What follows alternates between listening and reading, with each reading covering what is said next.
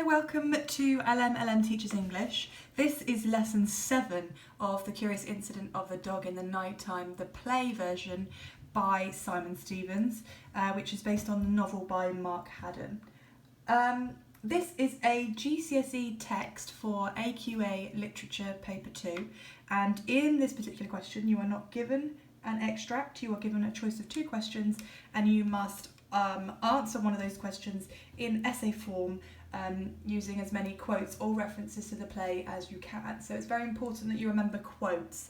With that in mind, if you haven't started doing this already, I would recommend you keep a log of key quotes as we're reading, particularly for each character. And then once you get used to it as well, it'd be good to look for themes. This is also something you can do once you've read the entire play, and then you can come back and do that once you've read it, because by that point you know a little bit more about what's more important. So this is our first read through, which I'm guiding you through and I'm reading for you, and I'll also pose questions for you as we're going, as I have been throughout the previous lessons. Right, today then we are up to page 33 of the National Theatre edition of this book, this play, and the previous bit that we just read was a lot focused on truth and lies. So for example, we found out from a neighbour, Mrs. Alexander, that Christopher's mother Judy was having an affair with Mr. Shears, who is the his neighbour's, Mrs. Shears' husband, and that is those are the owners of Wellington the dog, who was murdered.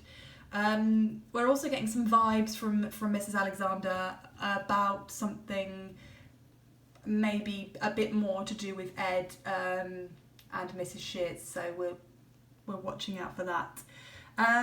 We got an introduction to Judy as well in the last reading, and it's interesting because she was she was presented as being very honest in Christopher's memory of her. She had a dream about living in the south of France with a man named Jean and smoking cigarettes and things, and she was honest, she told that to Christopher, whereas Ed, it's clear, doesn't like to tell Christopher things. So he's got these 2 polar opposite parents in his life, well, he did have in his life, and I think that's something that we need to pay attention to as well as we're reading. Alright, so we are now on page 33, as I said, and we've got Ed here. We're starting with Ed, and let's just get on with it, shall we? What is this? Christopher looks at Ed. It's a book I'm writing. Is this true? Did you speak to Mrs. Alexander? Yes. Jesus, Christopher, how stupid are you? What the fuck did I tell you, Christopher? Not to mention Mr. Shears' name in the house, and not to go asking Mrs. Shears or anyone about who killed that bloody dog, and not to go trespassing on other people's gardens, and to stop this bloody ridiculous detective game. Except I haven't done any of those things. I just asked Mrs. Alexander about Mr. Shears because... Don't give me that bollocks, you little shit. You know exactly what you were bloody doing. I've read the book, remember? What else did I say, Christopher? I don't know. Come on, you're the memory man. Not to go round sticking your fucking nose into other people's business. And what do? You go around sticking your nose into other people's business. You go around raking up the past and sharing it with every Tom, Dick and Harry you bump into. What am I going to do with you, Christopher? What the fuck am I going to do with you? Ed throws Christopher's book. I was just chatting with Mrs. Alexander. I wasn't doing investigating. I asked you to do one thing for me, Christopher. One thing! I didn't want to talk to Mrs. Alexander. It was Mrs. Alexander who... Ed grabs Christopher's arm. Christopher screams. They fight each other. Ed shakes Christopher hard with both hands. Christopher falls unconscious for a few seconds. Ed stands above him. I need a drink. He goes and picks up the book. He leaves. He comes back without the book. I'm sorry I hit you. I didn't mean to. I love you very much, Christopher. Don't ever forget that. I know I lose my rag occasionally, and I know I shouldn't, but I only do it because I worry about you, because I don't want to see you getting into trouble, because I don't want you to get hurt. Do you understand? Where's my book? Christopher, do you understand that I love you? Ed holds his right hand up and spreads his fingers out in a fan. Christopher does the same with his left hand.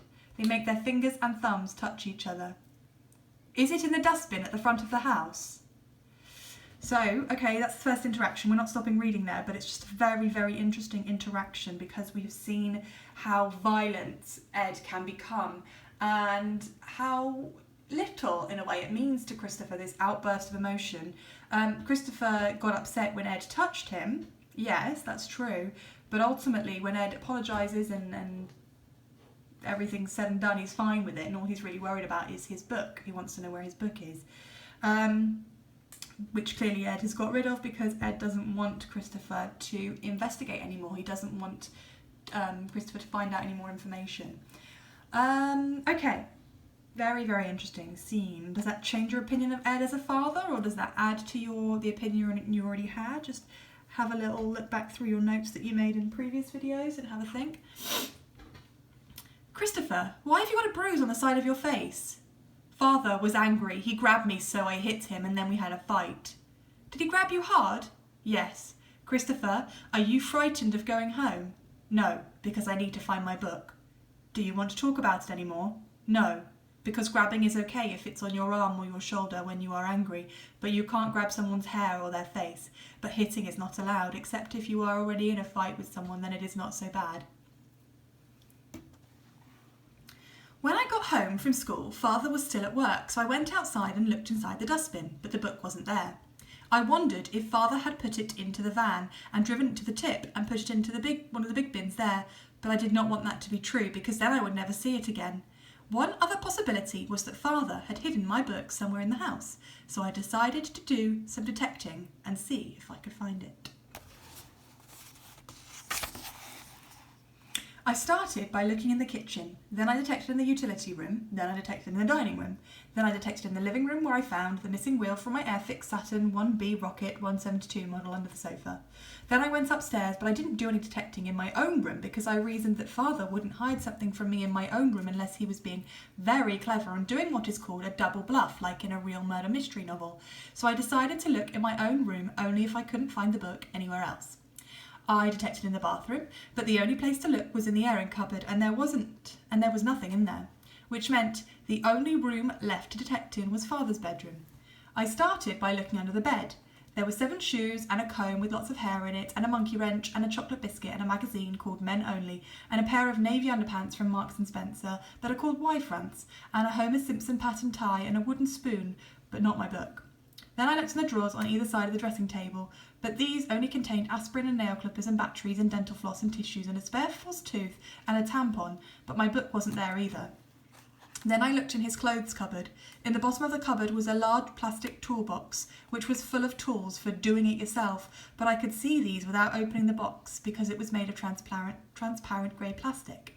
Then I saw that there was another box underneath the toolbox. The other box was an old cardboard box that is called a shirt box because people used to buy shirts in them. Christopher finds these things, including, finally, the shirt box. And when I opened the shirt box, I saw my book was inside. Christopher finds his book. Then I heard his van pulling up outside the house, and I knew that I had to think fast and be clever. I heard Father shutting the door of the van, and that is when I saw the envelope. It was an envelope addressed to me, and it was lying under my book in a shirt box with some other envelopes. I picked it up. Christopher finds the envelope. It had never been opened. It said, Christopher Boone, 36 Randell Street, Swindon, Wiltshire. Then I noticed there were lots of envelopes, and they were all addressed to me, and this was interesting and confusing. And then I noticed how the words Christopher and Swindon were written. They were written like this: Christopher, Swindon. I only know 3 people who do little circles instead of dots over the letter I, and one of them is Siobhan, and one of them was Mr. Loxley, who used to teach at the school, and one of them was Mother. Christopher! Hello. So what have you been up to, young man?